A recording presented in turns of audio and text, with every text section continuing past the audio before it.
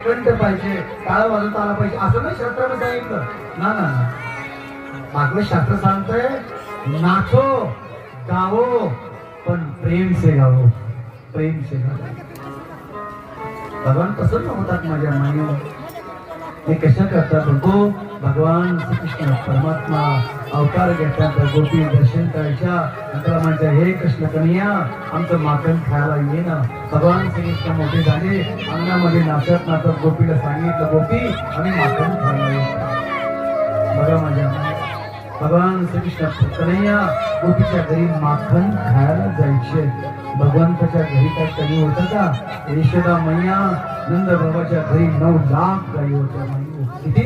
9 लाख गायीचं दही दूध ताक किती निघत असेल माखन? 9 लाख गायी होत्या. 5000 नौकर होते. बघा गायी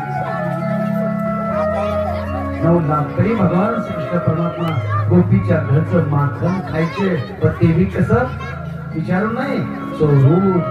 शास्त्र सांगतंय भगवान चोरे का? ना ना ना, चोर नाही. आध्यात्मिक दृष्टीने बघितलं तर भगवान चोर नाही.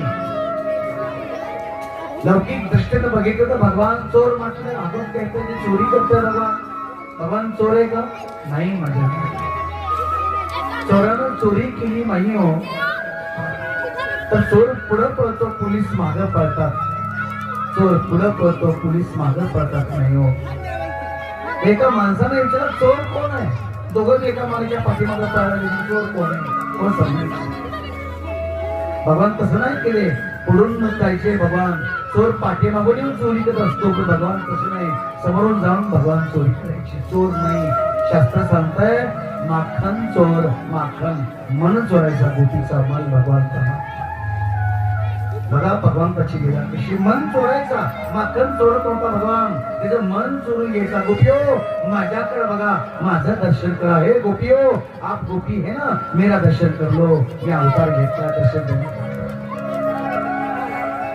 एकदा भगवान नाही, भगवान सत्यनारायणची पूजा होती गोपीच्या घरी आणि गोपीच्या घरी गेले. गोपीला म्हणजे गोपी राम राम. गोपी म्हणजे काना, हे काना तू सकाळ सकाळ माझ्या घरी का आला? हे गोपी हे 2 पाठ टाकलेत, ते पाठ कुणाला टाकलेत?